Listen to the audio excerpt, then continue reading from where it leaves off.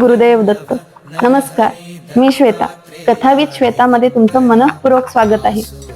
सर्वप्रथम आषाढी एकादशीच्या सर्वांना हार्दिक शुभेच्छा. या चॅनलवर आपण संत चरित्र, दत्त संप्रदायातील प्रेरणादायी कथा आणि आध्यात्मिक प्रसंग क्रमाक्रमाने जाणून घेणार आहोत. आजपासून आपण सुरू करूया परमहंस परिव्राजकाचार्य श्रीमद वासुदेवानंद सरस्वती टेंबे स्वामी महाराज यांचे संपूर्ण चरित्र.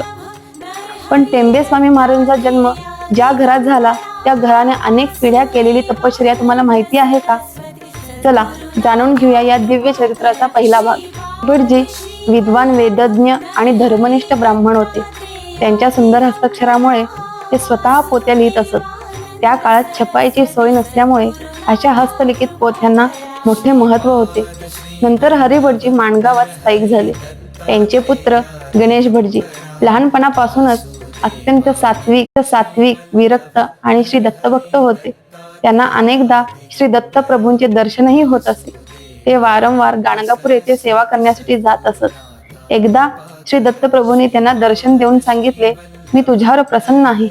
आता गाणगापूरला येण्याची आवश्यकता नाही. यानंतर घरात सतत धर्मकार्य, जप, गुरुचरित्र पारायण, अतिथी सेवा आणि यक्षिणी देवीची पूजा चालू राहिली.